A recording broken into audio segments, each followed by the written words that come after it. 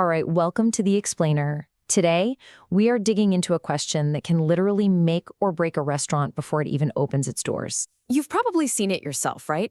A new place opens up, the food's amazing, great vibe, and then, poof, it's gone a year later. Meanwhile, some other spot down the street is absolutely packed night after night. Well, a lot of the time, the difference is a single decision that was made long before the first plate of food ever hit a table. Yeah, you've heard the old mantra, right? Well, in the high-stakes, high-pressure world of restaurants, it's basically the gospel. If you don't have the right people walking or driving by, if it's a pain to get into your parking lot, honestly, even the greatest chef in the world might not be able to save you. Get this, $399 billion. That's how big the U.S. restaurant industry was all the way back in 2001. It's a gigantic market, which also means the competition is just brutal. Picking the wrong location isn't just a simple mistake. It's a huge financial gamble that can sink you before you even start. And look, this problem isn't getting any simpler. With the cost of land, rent, and building materials always seeming to go up, the pressure to nail it on the first try is more intense than it's ever been. Avoiding a bad site, or even just a so-so one, is, absolutely non-negotiable if you want to survive. So what's the secret sauce? How do the big players get it right so often?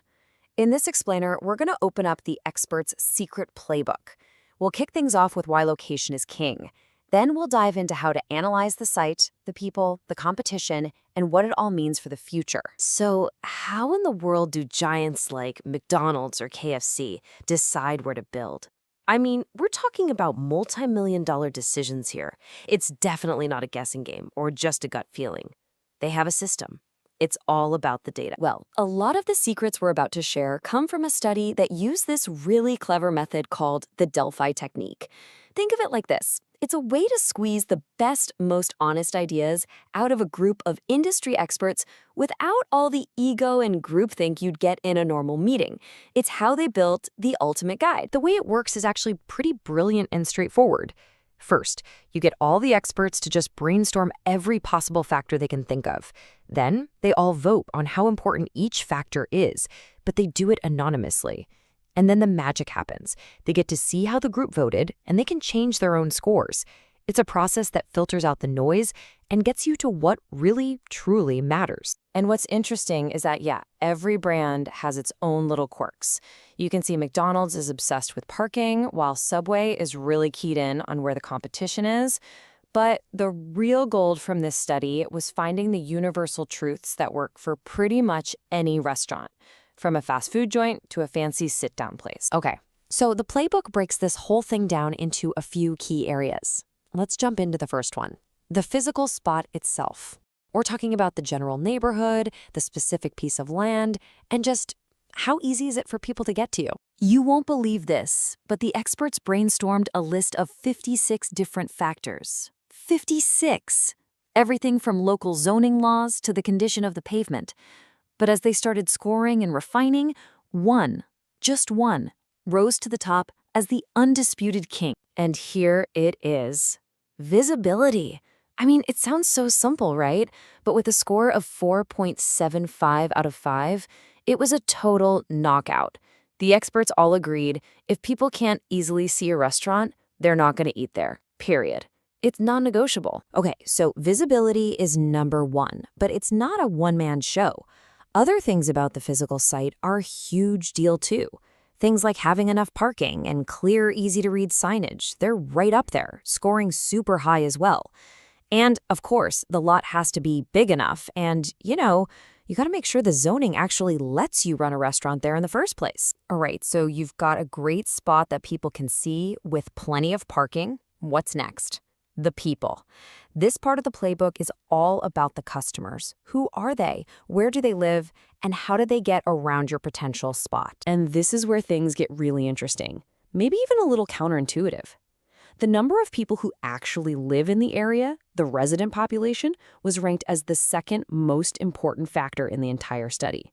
But the gender mix of the neighborhood, it scored a 1.75. It was basically at the bottom of the barrel. The experts couldn't even agree if it mattered at all. What a huge difference. And this chart here really drives that point home. It's all about volume, volume, volume. You need a solid base of people living right there, a high concentration of the kinds of households you're targeting, and a constant flow of cars passing by. These three things, they're the foundation for a steady stream of customers. Okay, we've covered the physical land and the people. But let's be real. A location is useless if the math doesn't work. And that brings us to our final crucial pieces of the puzzle, the competition and the bottom line. So right after can people see me and are there people here, the next big question is, can I make money? Your potential return on investment, or ROI, actually tied for the second most important factor in the whole study. And that means you have to know your numbers, your land costs, your construction costs, cold.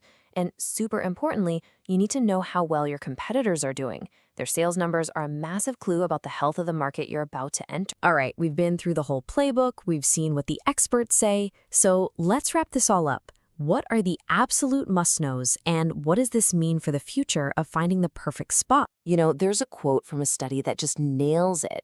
When you strip everything else away, it comes down to two big things. First, what's happening on your actual piece of property, the visibility, the access. And second, who's next door, your competition. If you get those two things right, you're setting yourself up for a win. So let's distill this down into 4 golden rules. If you take anything away from this explainer, let it be this. Number 1, be seen. Visibility is everything. 2, be near people. A strong resident population is crucial. 3, be profitable. Your return on investment has to be a top priority. And 4, be smart.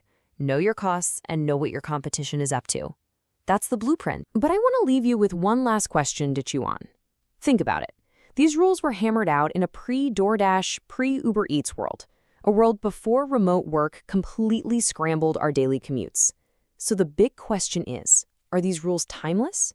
Or is the playbook for finding the perfect spot being completely rewritten as we speak? That's all for this explainer.